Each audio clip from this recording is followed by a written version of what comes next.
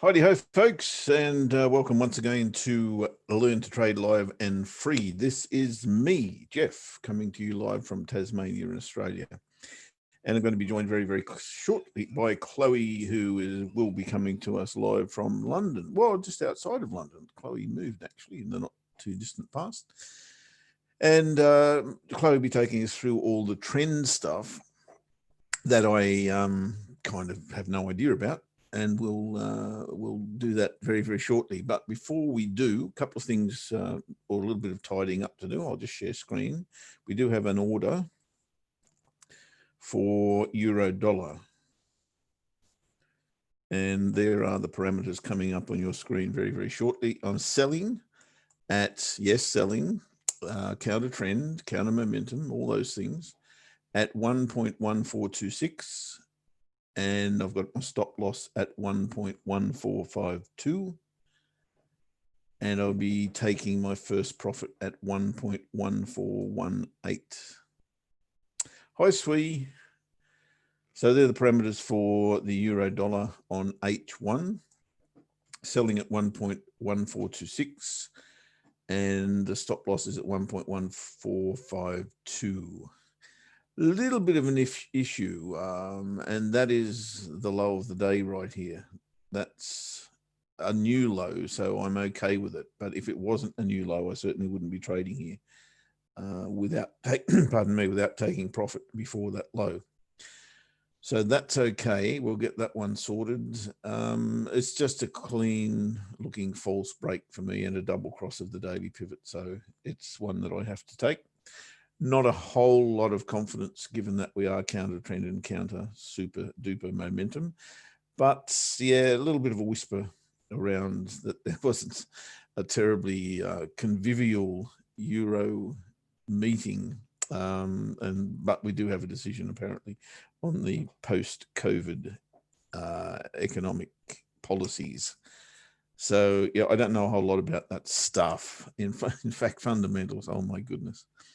Fundamentals. The RBA said today that they would look very, very closely at dropping the Australian dollar interest rate. And the Aussie went, you got it, up. Amazing.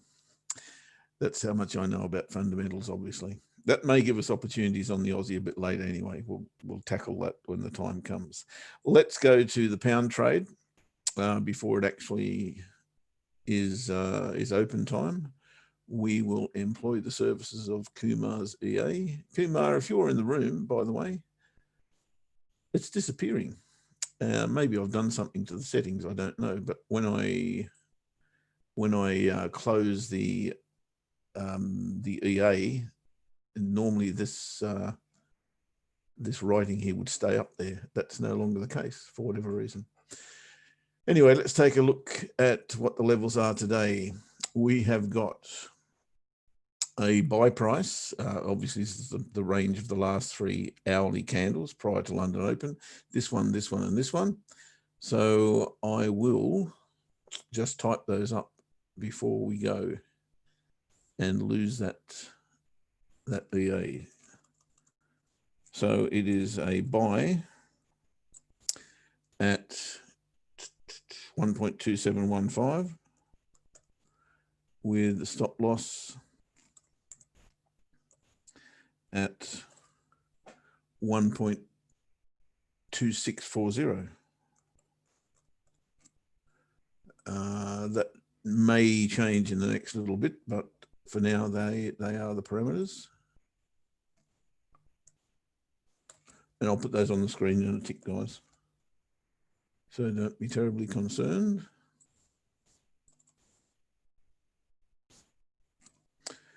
And of course, the reverse will be the case for the sell. And I will put that up there now. And there we go. We have the open of London, and let's see what happens to the pound today. Pretty good run out of it yesterday, you would have to say. We're selling at 1.2644 with our stop loss at 1.2640. 2715. Okie dokie. There's today's OCO. So if the buy gets triggered, we close the short. If the close gets triggered, we close the long. And pretty bullish yesterday. We'll see what happens today. Once we've done that, for those of you who are here for the first time, and this is in beta test mode, I hasten to add, because you don't really want to be putting serious dollars on this before we actually prove it to be worthy of trading. It is simply a strategy or a system, a breakout strategy in progress. So don't be getting carried away with putting dollars on this. We'll see how we go. As I say, yesterday was a good day, but that is not always the case. Back to the euro, those of you just joining for now, I've got an order short on the euro as well, on the H1, selling at 1.1426 with a stop loss at 1.1452 and the first take profit at 1.1418, which is just around here somewhere. I think we'll be looking at a target of the weekly pivot. I don't know that I'm wanting to go too far beyond that. We are, after all, in an extremely bullish frame of mind. That said, I would like to dig a little bit deeper into this Eurozone or the econ meetings that have been taking place, where they apparently have arrived at a decision on how to carry the Eurozone forward post-COVID. Boy, oh boy, wouldn't like to be those people trying to decide that, I have got to say. All right, as you know, I don't trade the, hang on, pound Kiwi, you spoke just in time. Yes, indeed, I spoke just in time. Helen, or did I? Is there anybody in it? That's the thing. We will see. I think there'll be plenty of opportunity to do that. Hi, Shukri. Hi, Dennis. Hi, everybody in the room. Wonderful to have you on board as always. And let's see how we pan out today. As I said, we are very, very fortunate to be joined this month on a Tuesday by Chloe. And it's a very, very good morning. Chloe, you awake yet? Oh, just about, Jeff, just about. How you doing, mate? Yeah, not too bad, thank you. Really well, in fact. Really well. Excellent. It's a while since you've been able to say that. It certainly is, yeah. We have come away. We've braved the outside world for the first time in several months. Oh, okay. And we're now on the Isle of Wight, having a little Shocking holiday. What's summer in the Isle of Wight like? It must be nice. Do you know what? It is glorious sunshine at the moment. Perfect temperature, not too hot, just lovely and warm and sunny, and it's just wonderful. Wow. Loving it. I'd say I wish I was there, but it's a little bit of an issue getting there at the moment, isn't it? Yeah. Well, to be honest with you, when we booked the ferry tickets, the rule was that we were allowed to stay in the car while on the ferry, so it was literally going to be a door-to-door drive from home in London to our second home here. Okay. But then once things started opening up, they changed the rules, so we had to get out of the car and onto the ferry. And of course, it's UK summer holidays now. All the schools have broken up. Yep. So it was pretty busy, and within a minute of getting on the ferry, we were wishing that we'd stayed at home, because we've been so obsessively careful up till now. I'm sure. Yeah. So it was a bit stressful, but now that we're here, we're just in our little cottage, enjoying things. It's chill. Chill and have a good time, and try not to worry about COVID-19, and stay safe. They're the only things I can possibly say. Exactly. So let's talk trading. I can see some nice trends continuing, sadly for me, but you know, I'm sure you're taking full advantage of them. How's it going? Yeah, it's really good, surprisingly good, actually, I have to say. because yeah, as you say, the trends are continuing, and to be honest with you, it's taken me a bit by surprise, even though my favorite thing to say is trends go on longer than you think. But yeah, these Aussie pairs keep on heading to the upside. Stop Gold it. keeps on heading up. Stop it. Um, Oh, I don't care I about know, gold. I know, I know. And yeah, the job as a trend trader is to make hay while the sun shines. It won't go on forever. These have to pull back at some point. But for now, I would say fairly tentatively, I'm not really going in at full risk on anything at the moment, but I am giving these trends the best shot while I can. So All right. Well, I don't trade the first candle, first 30-minute candle of London, so it's all yours until you expire, and well, I don't mean literally expire, but you run out of things to look at, and then I'll take over, and you can go and enjoy the sunshine. okie dokie. All right, so these Aussie pairs then, Aussie CAD, it's a gentle drift to the upside. It's not moving mountains, but the next resistance level above where we are is, you can see just up here, this support was previously in 2018, has been also resistance back in early 2019. And potentially that is kind of up towards the monthly R2 level as well. Potentially price could head up to there. There isn't a huge amount of resistance in the way. So while I don't see any opportunity on the daily time frame, because it is more of a drift than a kind of cycle, there are for sure going to be lower time frames that might be tradable. So I'm just keeping an eye on everything. The 4-hourly time frame looks pretty good, to be honest with you. Just forming this bullish bar. It's not quite an engulfing candle, but it certainly looks like it's going to close above the highs, above all of these previous highs, basically. So that could be an option. If the 4-hourly isn't something that tickles your fancy, then I'm definitely okay going down to a lower time frame. I would need to see better cyclicity on one of these lower time frames, though, if I were to trade that. So probably 4-hourly is my priority for looking at Aussie CAD. I like the fact that we've got the weekly pivot and the daily pivot just here as well. So if we were to get into a trade there, that would be in the way of the stop loss. Moving on to Aussie Swiss.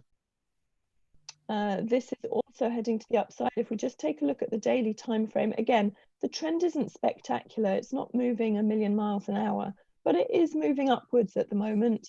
I have got trend and cyclicity on my side. So again, looking out for long opportunities. This one is going to have to be, I think, for intraday trading, it's going to have to be a lower time frame, and we just have to rely on the market to give us a pullback that's sufficient to find a good entry point and a good way in.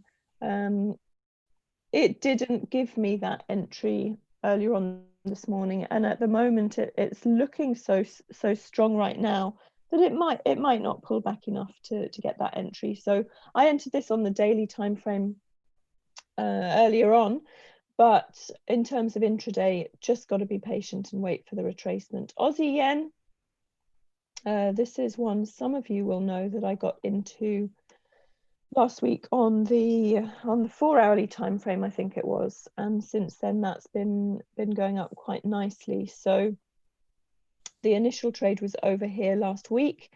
Now it's simply a case of either waiting for a retracement on this same time frame so that I can potentially scale into this trade now that it's in profit. I do quite like this as an area of what has been resistance over here. I'd love to see price pull back to that point so that I can get another entry, and that would be on the 4-hourly time frame.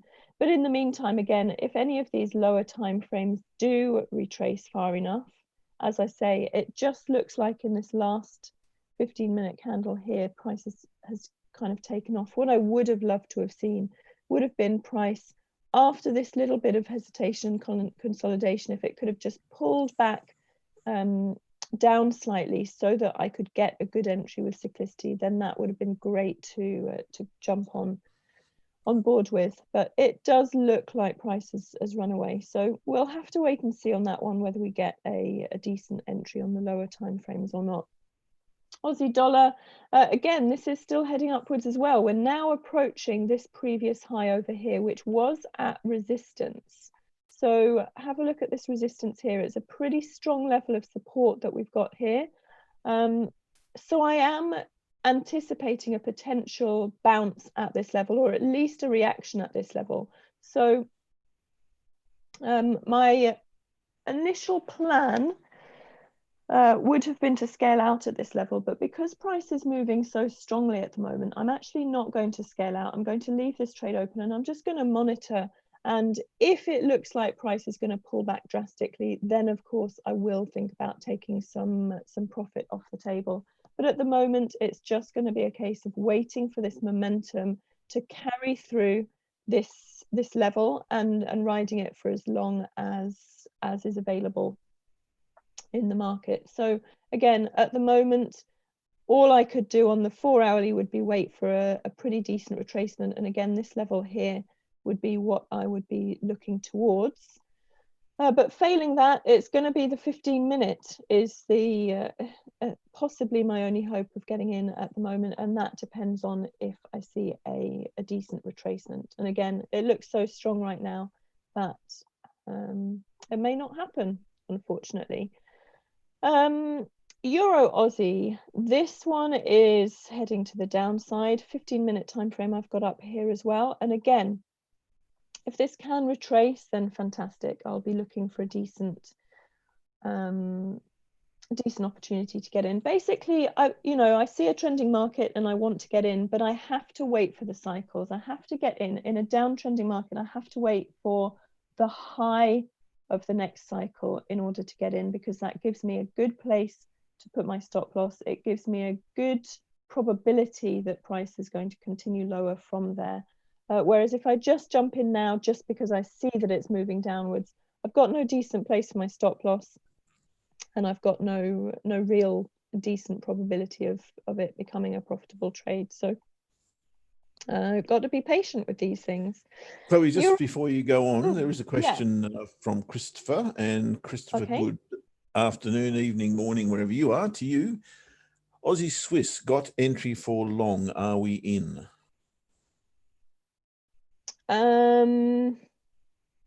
Oh, I see, because I am already in. Yeah, I'm already in trades on quite a few of these Aussie pairs because they've been trending for yonks and yonks. So I do already have trades. This was a trade that I took earlier on, so the entry is now no longer valid. You can see that price has moved away from my entry point. So no, I am not suggesting you get into this because I was already in quite a while ago. This was for me, I actually set this up last night. So the only thing that's possible to do now is wait for another pullback. The reason I say that is because it is really, really bad habit, in my opinion, to chase after trades. This market has already moved, as have all the Aussie markets, unfortunately for us right now. And to jump into a trade after it has moved away from entry point is just a bad habit. If you start to get into that habit, you could be lucky a couple of times. Chances are Aussie might continue upwards and you might make some profit. But in the long term, building consistency to your trading, it's just not going to happen for you. Chasing the market is not good. So no, I'm sorry, I can't actually call an entry right now because I was already in this previously, I'm afraid. While you're hot, Chloe, Yeah. question from Dennis. Mm-hmm. If we are in gold, stop losses at 1790, I assume this is your trade, but only 0.01 volume. Should we take profit and stop trade or just let it go? If you're in gold, this is not my trade. Oh, it's not your trade. Okay. Sorry. If you're in gold, I'm sure. Can you read out the entry levels again? Gold stop loss is at 1790. I've got no idea what the entry was, Dennis, if you can help us out there. 1790 down here. Alrighty, so 1790 around about there. I'm assuming the entry would have been around about Yes, this it depends level. whose strategy it is. It depends on the strategy, yeah. Depends on which Dennis we're talking to. Dennis, is it Dennis the Menace? No, it's Dennis B. I used to love that. 18, so did I. Yeah. 1813 was the entry. Thanks, Dennis. 1813. Daily Wave Rider, there you go. Daily Wave Rider. All right.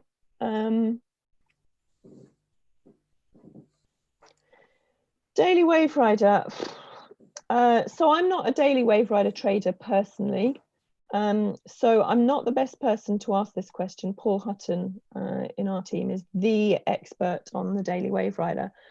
For me personally, the way I trade, I wouldn't be moving anything at this point personally. That might not necessarily go with the rules, because we do have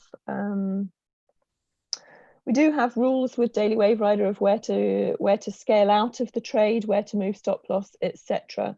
My recommendation, if you're new to trading this strategy, is follow those rules. If you're on your own and trading the strategy on your own without Paul Hutton's guidance, then follow the rules of the strategy. Is all I can say in this particular show. But as I say, I personally, as a trend trader, wouldn't be doing anything at this point, because for me, this trend is continuing. You know, there's no reason for me to expect that this should turn around right now.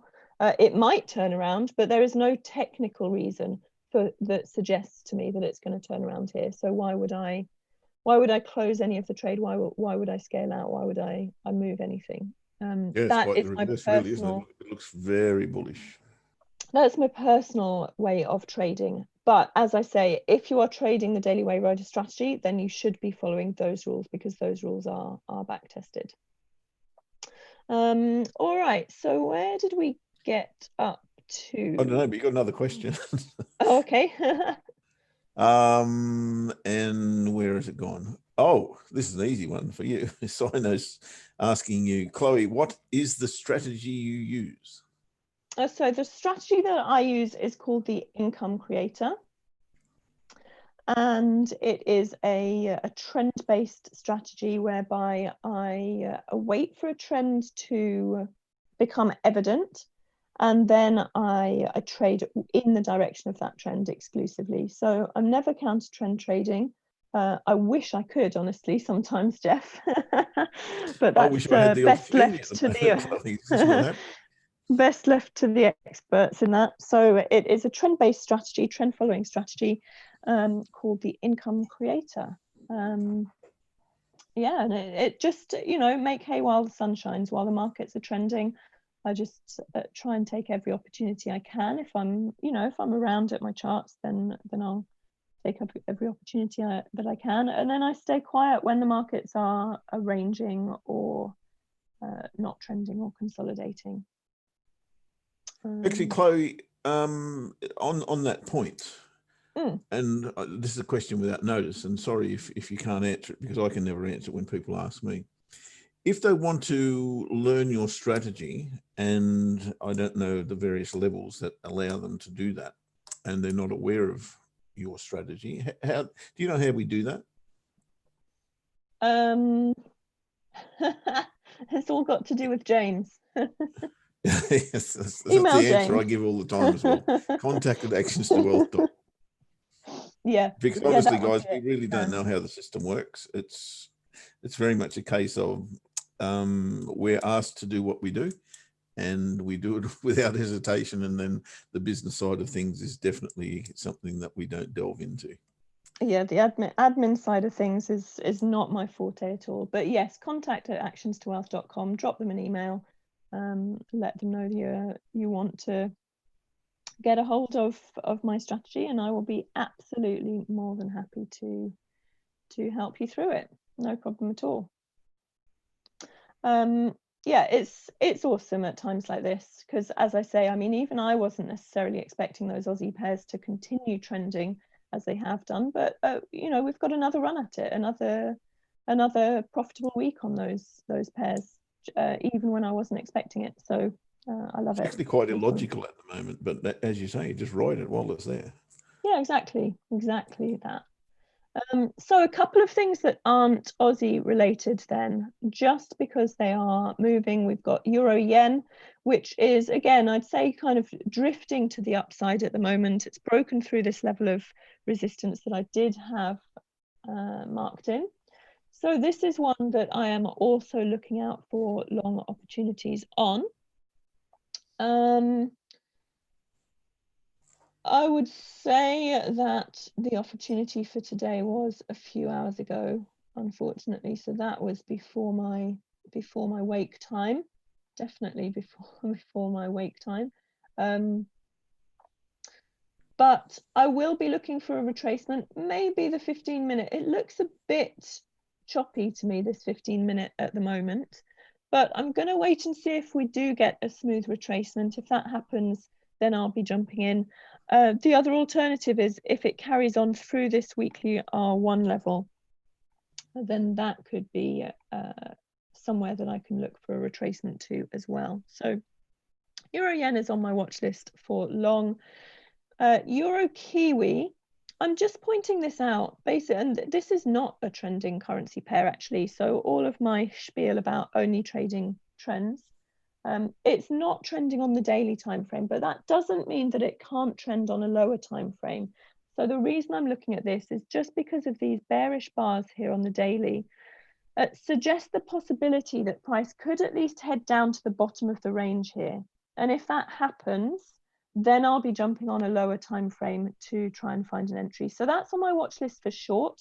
I'm definitely not jumping in now because I've got no indication of a trend to the downside yet, but it's just on my watch list for short, just in case it does move down and then a trend establishes, whichever time frame that might be on.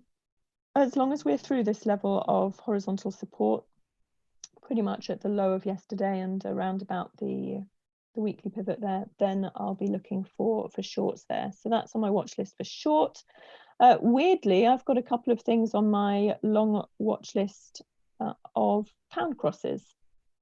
Very rare that I'm bullish the pound these days, but there we go. It's showing a little bit of muscle at the moment, isn't it? Certainly it is, yeah. Yesterday. It certainly is, and it just shows the importance of being flexible in the market, because I'm, you know, resolutely convinced that the pound is going down the toilet, because not only do we have the coronavirus thing going on, we also have Brexit that during the coronavirus crisis everyone seems to have forgotten about, but it still is bubbling away in the background, and you know, we're not having an extension past the end of the year. It is, or you know, in my humble opinion, the excrement is going to hit the fan.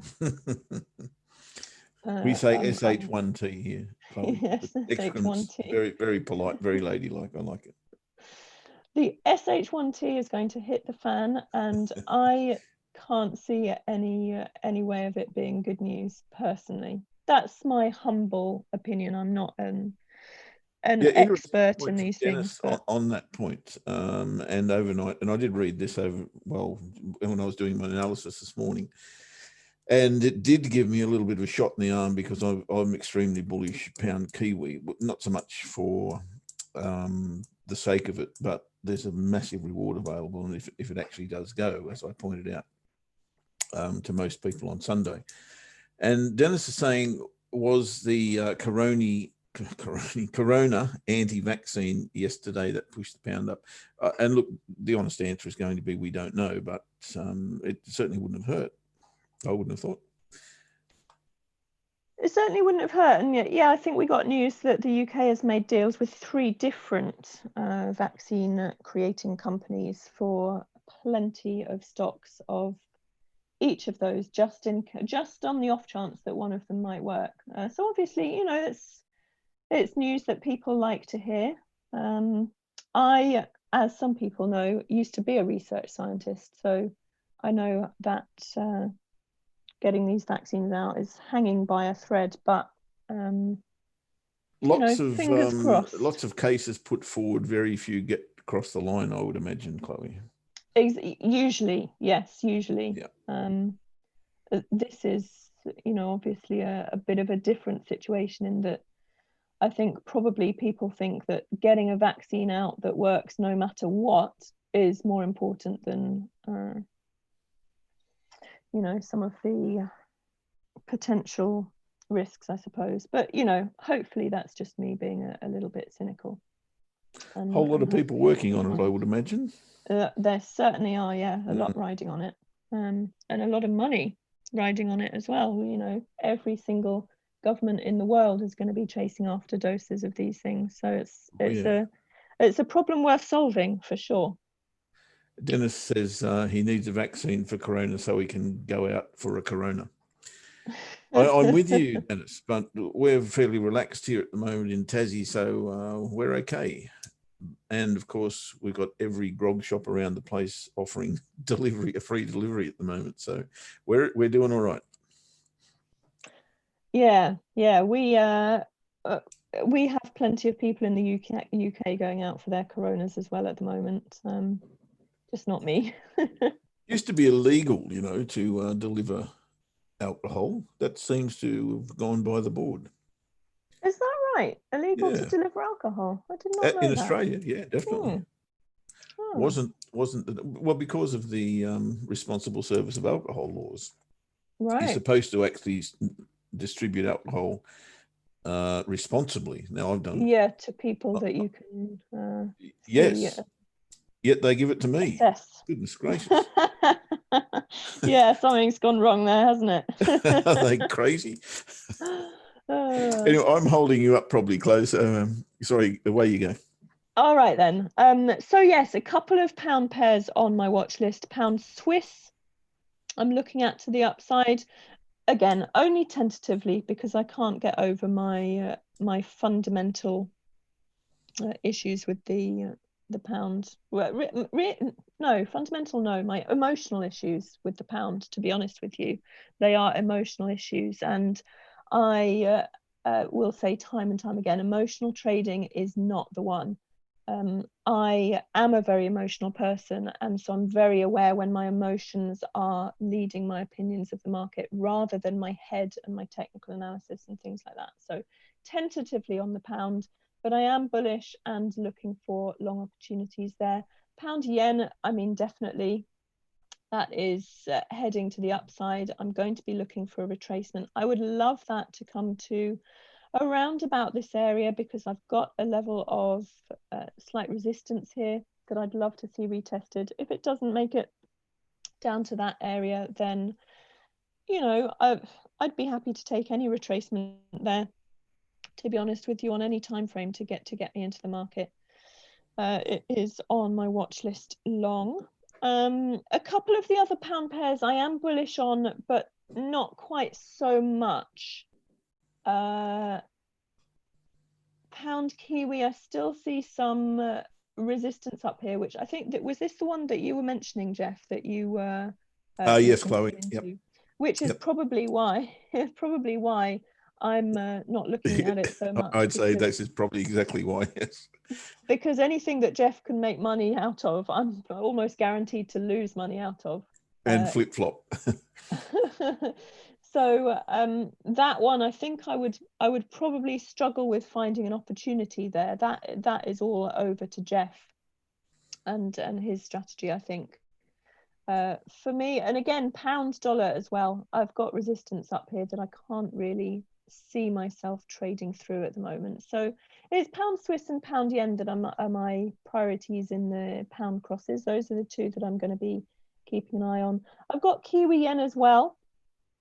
This is still looking bullish. Now I have cooled off the trading here simply because of this potential area of resistance that we saw price gather at on the daily for about a week, the week before last. But it looks to me like price could push on through there. It might gather up there again and turn around.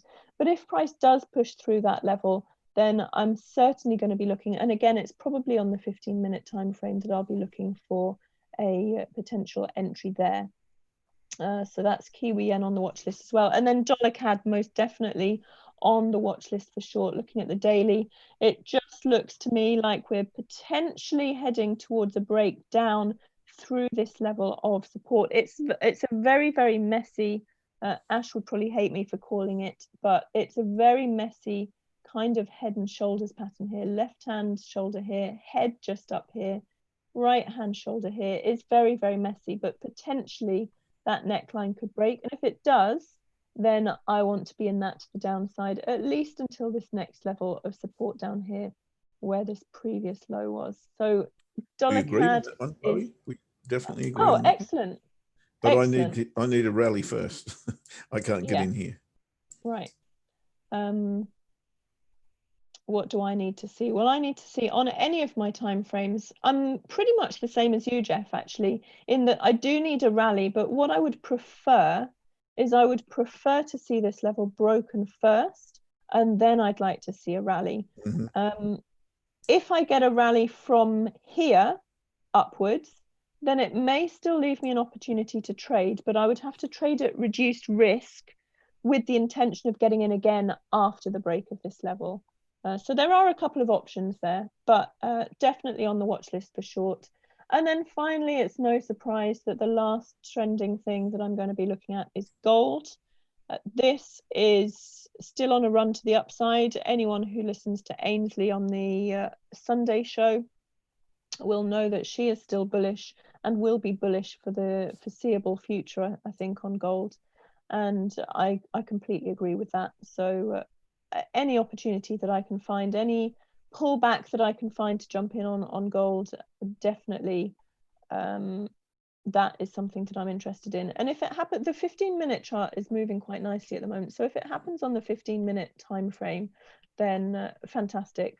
I'll be looking to get in. Monthly R1 area around here looks like a pretty good place to look at for the time being. If price can pull back to there or just below there, then that's definitely something I'd be interested in getting long into. So that is pretty much my watch list for today, and in fact probably for the week, unless anything drastically changes. Having said that, I am on holidays and it's going to be probably the last holiday that we get as a twosome rather than a threesome. Yes, rather than threesome, exactly. So I am probably going to do less trading and more relaxing, I have to admit. Well, thoroughly enjoy it, and I will chat with you when you come back from holidays, and just take care, and we will no doubt catch up in a few weeks, I guess. Oh, indeed, hang on. We will. We've got, are you doing original show Thursday? Oh, do you know what? I won't be doing original show. I am going to get in touch with Lloyd and Alexis, and they are going to be helping out with original show on Thursday. Happy days. Then enjoy your break. I won't speak to you then, but we will speak in another fortnight after that on the same show. Catch you then, mate. Enjoy your haul. Cheers, Jeff. And have thanks a great very much evening. for breaking it for me today. No worries at all. See you guys. Cheers. Hi to Ben. Oh yeah, will do. Righto, there she goes. The lady who's quoted most often as saying trends go on longer than you expect, and certainly that's the case with her in the last day or so, in particular with the Aussie pairs. And I can never be cranky with Chloe because we're very, very good friends. But I just hate that the Aussie's going long at the moment, and the Euro, and a few other things. But you know, that's the difference between being on a trend and trying to trade ranges, as I do. That's my thing. And when it's like this, there are very, very few opportunities, and this may well be one of them. As we talk about euro dollar now, there was a question about, I think from Christopher, maybe, I can't remember now, about I've got to look for a muscle sign. There it is. It was from Christopher. Euro moving very strong. Are you holding it at any risk of falling yet? Thank you. Here's my thing. Nothing's changed. What I still have and I hope you guys have got my screen. I just better double check that on YouTube. Yes, you have. What, if anything, it looks more bearish than it was before, because we've now topped out again on this 114.67 level or whatever it is, and now look to be heading back in our direction. But even before that happens, until the structure breaks down, and really that is a new high, you just hold your ground here, because nothing's changed. As I say, the only thing that's changed is we've now got more ammunition to say that we're not going long.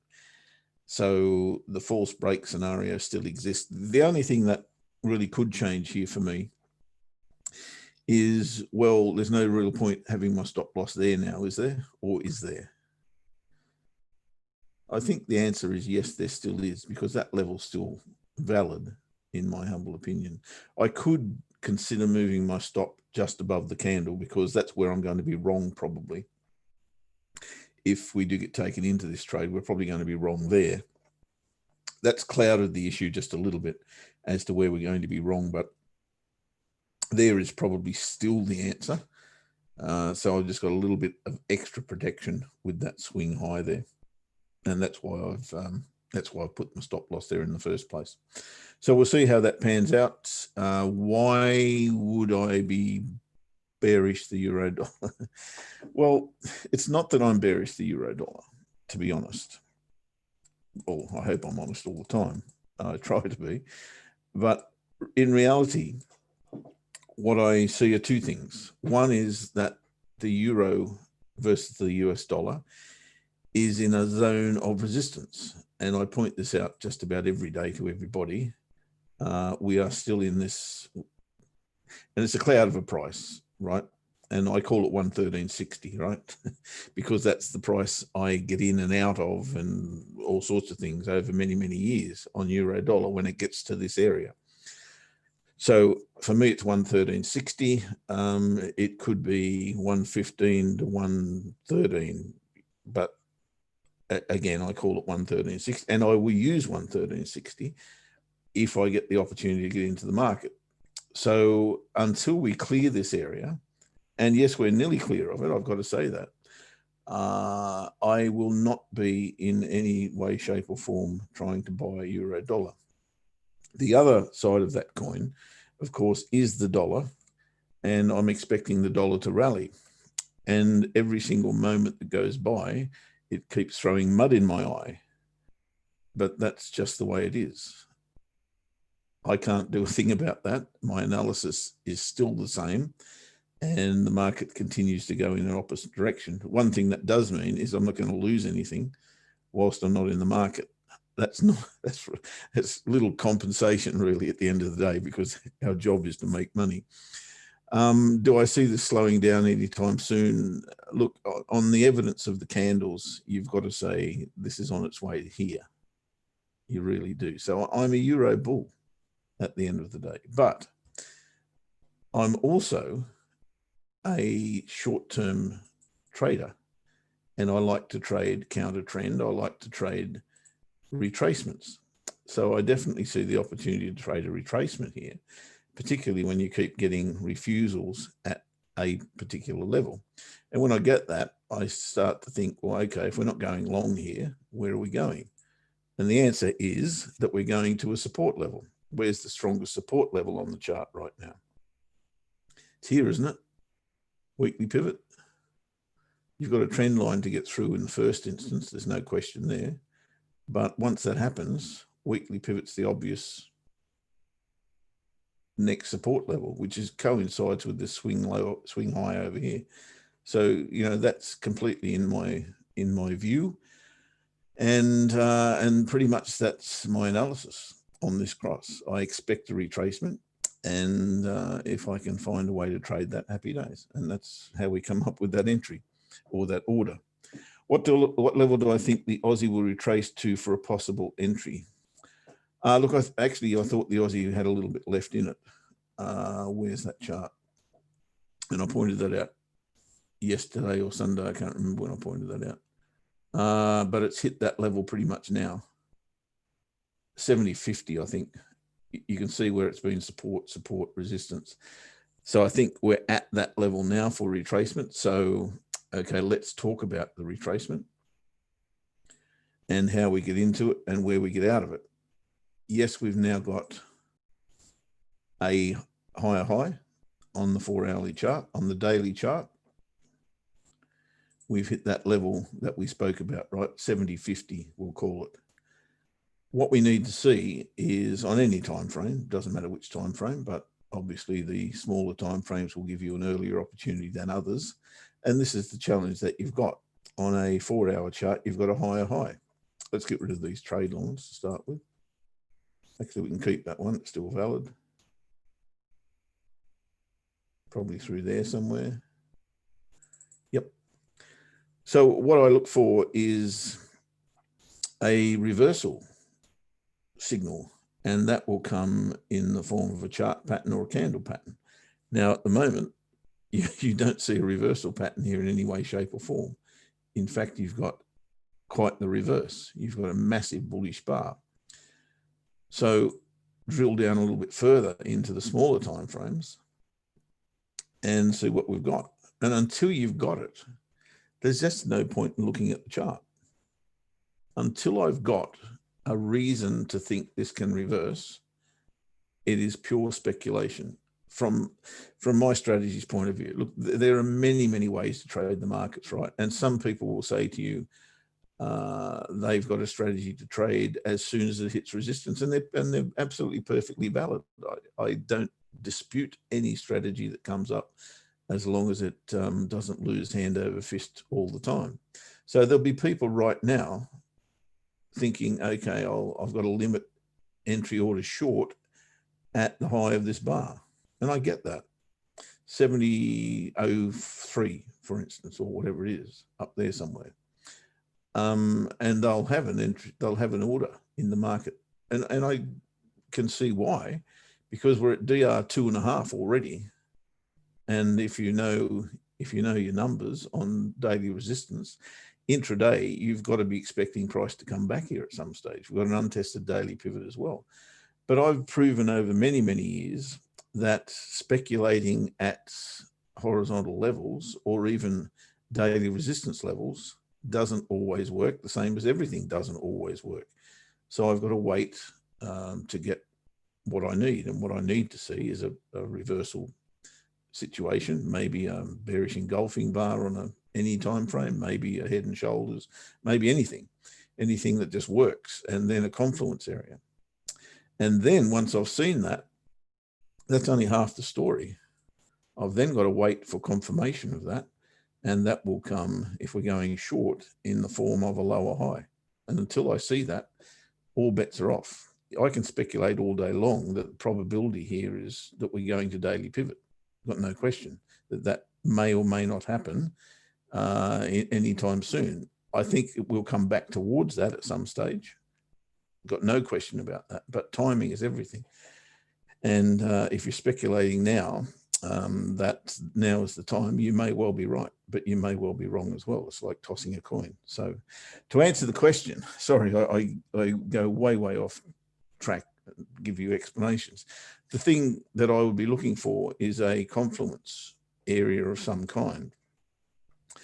And I just mentioned the daily pivot. That's the obvious level that comes to mind, but this would have to go there in like the next 20 minutes if that was to hit that confluence area. Rather, find another confluence area, and let's talk about that level that we've broken out of, right? We had a little bit of a range there earlier in the day. We've broken out of that. You would expect that to be retested at some stage. So I'm thinking 70.25, maybe. It's not that far away. You've got to take profit there if it gets there, in my humble opinion. Where can it go? God, it can go anywhere at any time. And you've got to remember that the Reserve Bank of Australia has just announced a couple of hours ago that it is willing to cut interest rates where before it said it's not. It was never going below 0.25. Now they're talking 0.1. Next, they'll be talking negative. And yet, and this confounds me from a fundamental point of view, I'm hopeless. why the Aussie is rallying at this point in time with that statement in mind has got me completely perplexed. I would think it's got a whole lot to do with the US dollars not rallying. In fact, it's just selling off like crazy for obvious reasons. They're in a whole world of trouble. But anyway, they're the kind of levels that I'd be looking at, the top of that range that we broke out of, certainly. And then in extension, probably monthly pivot as well. There's all sorts of things on the way down here. Shukri, is there still an entry short on Aussie Kiwi? Or did it just break lower, higher structure, breaking up today past 107? Again, I'm still in that, aren't I? Yeah, I'm still in that trade. Woefully still in that trade. But there you go. I don't have an entry short at the moment. No, not at all. But I'm still in the trade short. I've got a little bit of breathing space left, but gee, we need some help here. We really do. So I've got nothing to do on Aussie Kiwi at the moment. Let me have a look on the smaller time frames. You've got to be thinking, I suppose, that the monthly pivot will hold it up, because it has done over the past 1.5 months, nearly 2 months now, where it's only poked above it once. So there is some opportunity here, I suppose, to trade short. But again, that's speculation at this point. No reason to do so. Nice question on the Aussie from Shukri, because it's the extreme of commitment of traders for a short. Okay, the Koch report, eh? You guys look at a lot of stuff, which is great. That's exactly what you should be doing. But it's too much information for me. I can't deal with all that. I've got other things to do with my life, unfortunately, at the moment. Well, not unfortunately. It's fortunate, actually, that I do. I've got a business to run, so that precludes me from looking at all these. And, you know, over the years, there's been many, many opportunities to go and change what I do. And every now and then I get a little bit enthusiastic about something that's come across my desk, and somebody said, oh, here's a new way to look at that. And I do.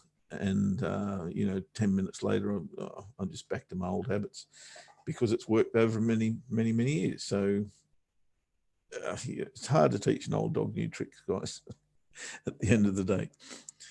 I'd like to be joining the evening show. Can you send me the link, or is it? Yeah, it's James, John, unfortunately. I'm sorry, mate. Again, everything goes through admin. So please, to James for that one.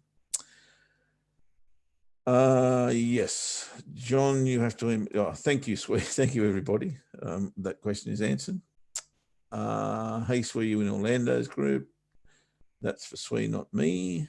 Shukri. So this one poke for Aussie Kiwi is okay, as it could be fake.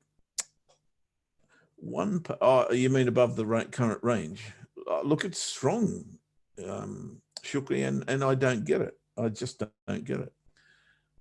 I have no logical reason for this to be rallying at the moment. But as the famous quote goes, the market can stay illogical far longer than you can remain solvent. So that's why we trade at 1% or less risk, because that is the case. The port wine, yeah, the port wine business, beautiful. So it could be fake, absolutely could be fake. But whether it is or not, it's another story. I'd be looking for shorts in this area, most definitely. But again, I'd need to have a reason to do it. It's not just that we've hit the monthly pivot. We've been triggered on the cable. Okay. We'll have a look at that in a sec. 1 hour fake out, question mark. No problem from John. And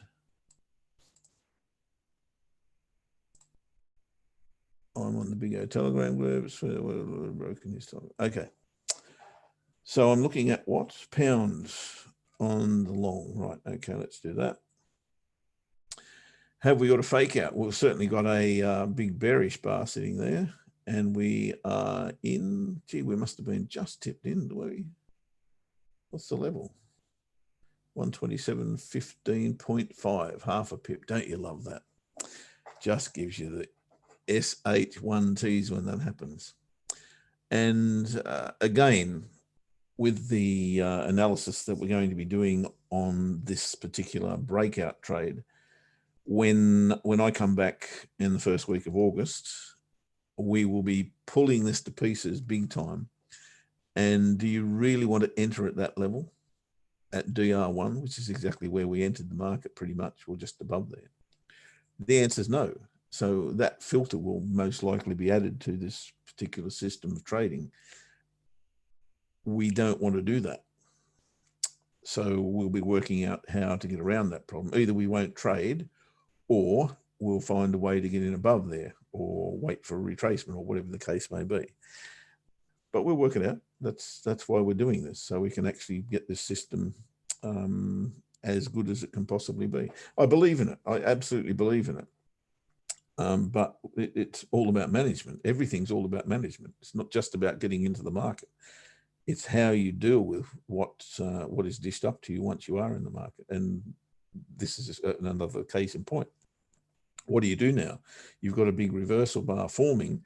Do you then go, oh my God, I'm wrong here? Well, you've got to work out where you are wrong.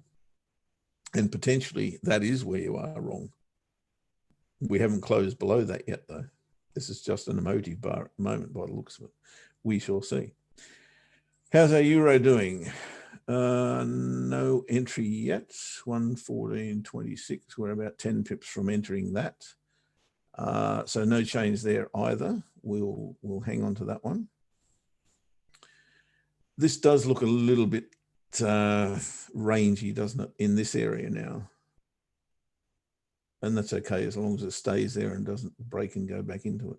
I'm still okay to hold that. There's no drama.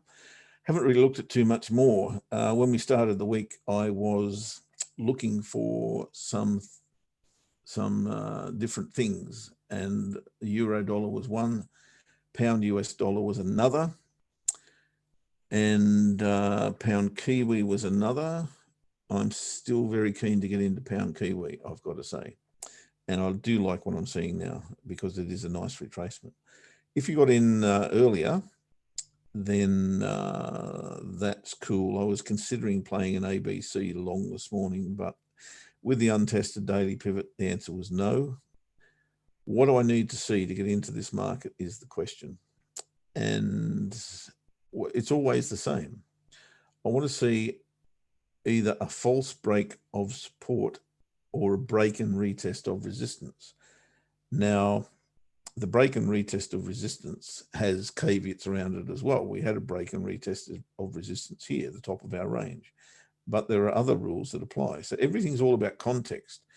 And the context of this particular scenario is the daily pivot sitting there untested. We know, and if we don't know, we should know that the probability factor of that happening is not great. And for that reason, it's very, very difficult to trade away from an untested daily pivot. It doesn't mean don't. It just means if you do, just be aware of the risk that you're taking. That's why I don't do it, because I'm aware of the risk that I'm taking. It doesn't mean I won't do it ever, but it does mean that I will do it very, very rarely. I'd want a very strong case to do so. And as most of you would know, the reason I'm so keen to get long pound Kiwi is because of this market structure. And this market structure is telling me that if we go long here, we've got a very long ride, maybe up to here somewhere, maybe up to the 2.2s or even further than that. And that's reason enough for me to want to find a way in here because the reward is so substantial. But it doesn't mean I have to get in here. We can have a breakout, retest. We can have all sorts of scenarios to get into that trade on the way up. So I don't need to get in straight away. So I still will wait for that particular scenario that I look for all the time. In this case, the first thing I see is a bullish engulfing bar, and I'm looking for a significant higher low. And that significant higher low comes only after a rally and retracement. So I haven't seen it yet. That may be the way in. We'll see as we go. More questions. How many weeks starting? Only the week, Shukri. I'll be straight back.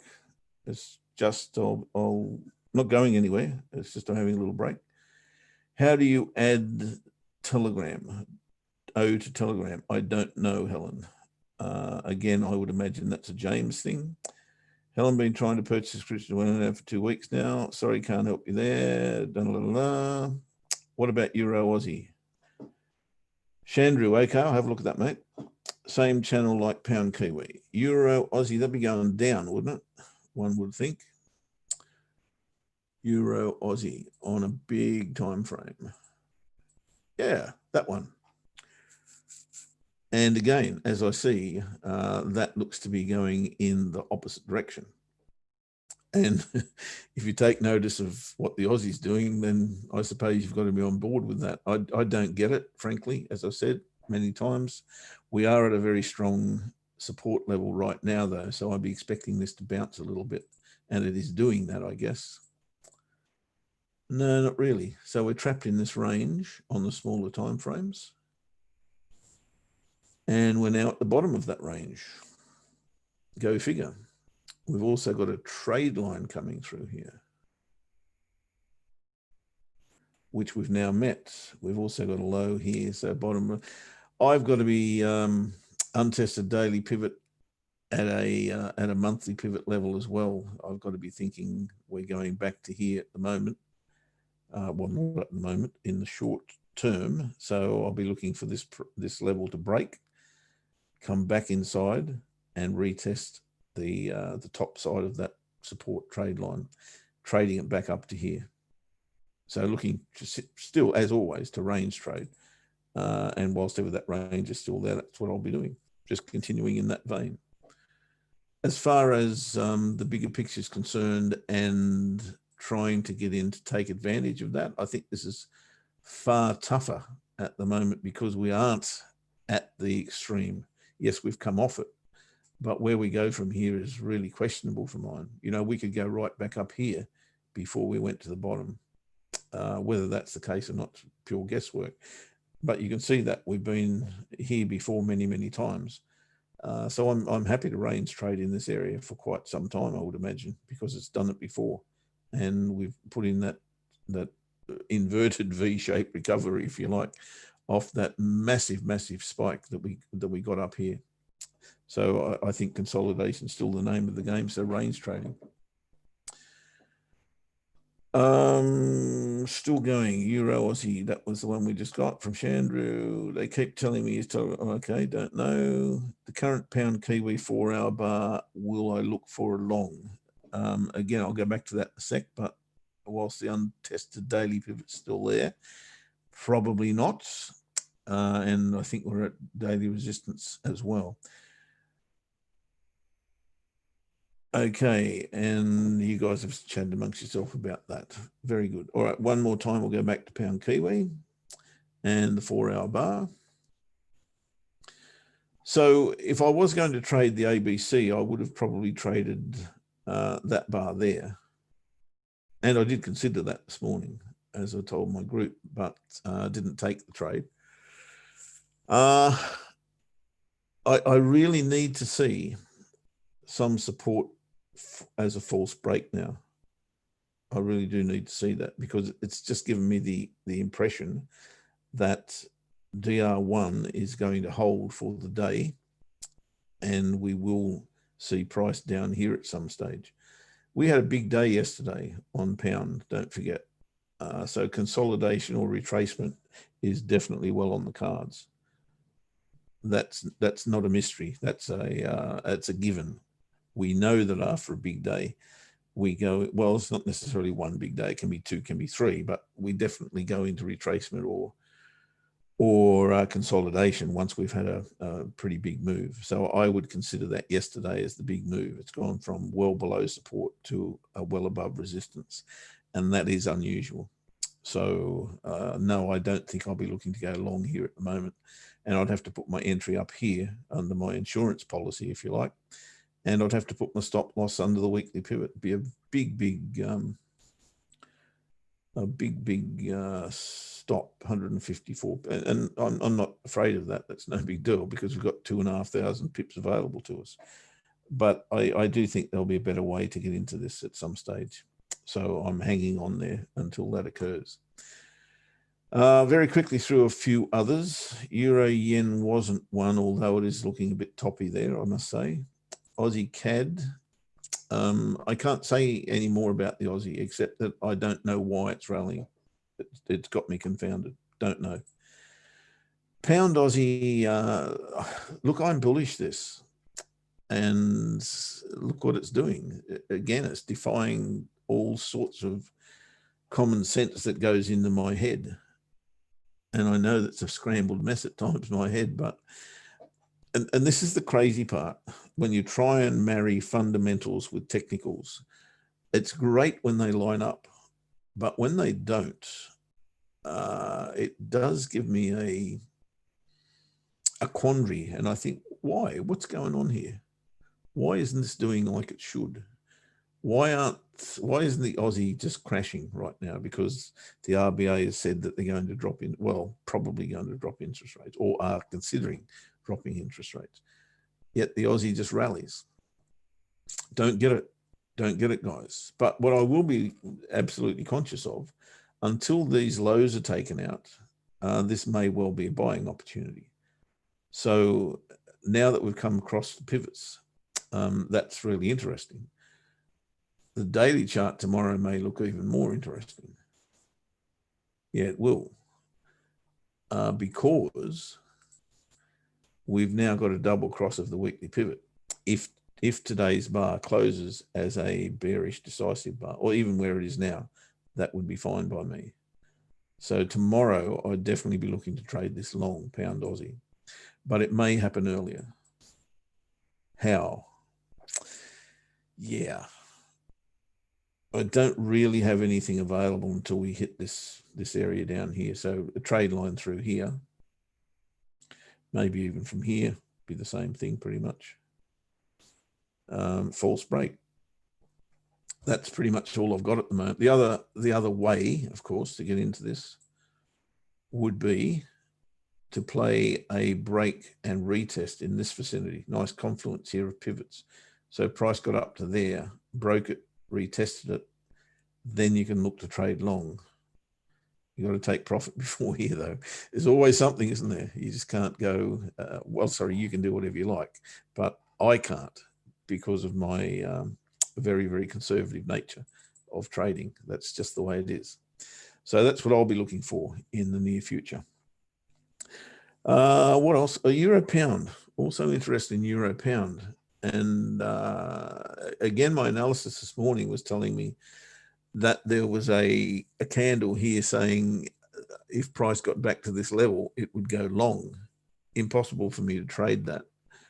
But I'm thinking same thing as I just said on pound Aussie. If this were to give us a, I'll go to the 4-hour chart. If this were to give us a, it's not going to do that, is it? I was looking at a double cross of the weekly pivot. I suppose it's still on the cards here for today. If it does rally and close, let's say at the daily pivot, that would be a double cross of the monthly pivot and the weekly pivot. That'd be interesting. So I'd look to trade that short tomorrow that way. Was there any more that I wanted to look at? I'm not sure.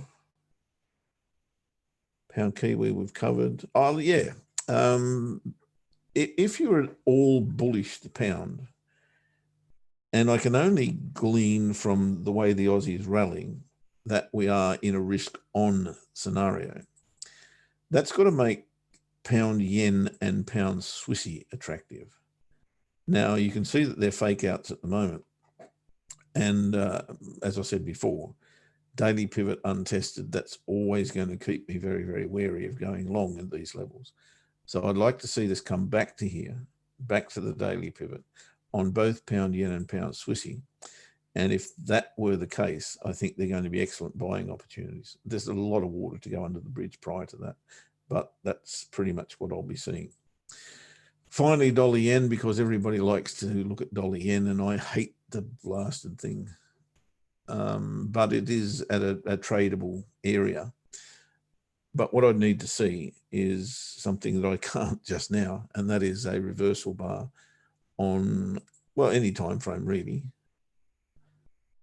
The hourly is a mess, too tough. But we're in lower high territory, and that's what I'd like to look at. One possibility on the 30-minute probably. Let's have a look at that. Yeah, it's kind of there. Well, the potential's there. The trade's not yet. But if we were to sneak underneath here, daily pivot and trend line, right, or trade line rather, and then come back and retest it, then I think that's a short. But you've got to get something off the table pretty quick with this because it's just all over the place. And make sure you've got profit in the bank before that low, or the weekly pivot, whichever suits your fancy, and then leave something, because I am bearish this, but I was expecting a dollar rally, which hasn't come, and that's my one concern. But I think this is a good area to get short dollar in if you can. Weak US dollar and yen strong, Aussie, Kiwi. Sorry, John, what tells you that this week is risk on, risk off? Okay. Generally, you're looking at probably 5 currencies. They are Aussie, Kiwi, CAD, which are the COMDOLs or the commodity currencies. When we're risk on, they tend to rally. And when we're risk on, the inverted commas safe haven currencies, traditional safe haven currencies, the yen and the Swissy, tend to go off. Sorry, come off, not go off. There's a big difference, isn't there? So risk on generally means those 3 currencies I mentioned, the COMDOLs will rally, and the yen and the Swissy will not rally. In fact, they'll go backwards. They'll falter. And of course, the reverse applies. As soon as the market goes risk off, then you expect the yen and the Swissy to rally, and you expect the Aussie, the Kiwi, and the CAD to come off. So that's how I judge that. Now, how I get my head around that is on a thing called a relative performance indicator. Well, it's not actually an indicator, it's a chart. And the one I use is finviz.com. I'll just share that with you. Where have I got that? I've got that here.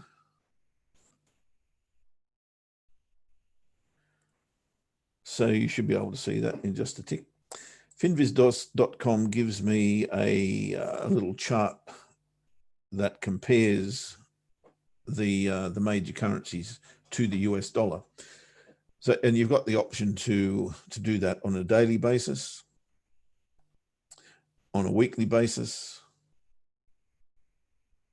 on a monthly, month-to-date basis, quarterly, half-year, year, and year-to-date. So if we're talking about, and I very seldom use one single day or time frame, I like to look at least the weekly and the daily. So the weekly is telling me that the Aussie, the CAD, and the Kiwi, and this week so far, it's only Tuesday, the pound's going off its brain, right? And the Swissy and the yen are forlorn, sitting down here. This is all versus the US dollar, but it is relative. And today, what I see is really no change. The only thing that's come off is the euro. So the Swissy and the yen still weak. Aussie, CAD, Kiwi still strong. So I'm still considering this to be a risk on market. That's my take on it. There are many other ways that other people would look at, I'm sure. But to me, when I look at, and generally you'll look at, the S&P and all the indices to gauge that as well. You can also listen to the news, I suppose, and see what's going on. And that's why I'm a little bit surprised at the Aussie. If we were risk off, I can't see the Aussie being where it is right now. Just doesn't make any sense to me. But as I said before, and I preempt this every time, I am no economist and I'm certainly no fundamental expert. And it confounds me from day in, day out, it confounds me. That said, don't give up. and I don't give up. If I've got an opinion and my opinion is that the Aussie shouldn't be where it is, then I'm going to stalk it until I get the opportunity to trade it off. It doesn't look like happening anytime soon.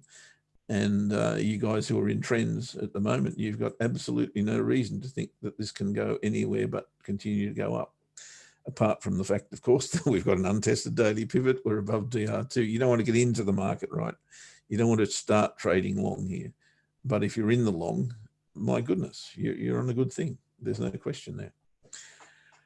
Okay, so do I have an entry? No, I don't.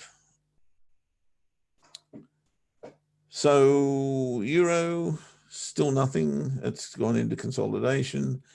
Pounds is trying its hardest to stay above these candles, but again, terrible entry on the pound. Let's hope we can find some buyer bars here on the hourly chart so we can actually secure something. We need 2 buyer bars after entry. This may be the first of them, and if we get another, then we can move our stops underneath that by trailing the 2 buyer bars. But other than that, it is very much a case of hanging on for dear life and see what happens. So guys, that's pretty much the end of this session for me. We will of course have our TTR strategy at 7:45 Singapore, Hong Kong, and the US session opener with myself. And we're talking cryptos today. And I've got a question for Shukri as he takes us through that later on. And I just got to remember what it was. I'll have to do some research in the meantime. So guys, thanks for being here. Chloe was very insightful with the trends, and hopefully we've got something to look forward to as this market does what maybe I expect it should, and that is come off the boil at some stage. It will at some stage. It's just a matter of being in the right place at the right time. In the meantime, enjoy the trends and keep banking. Have a wonderful rest of the day, guys. Bye-bye for now.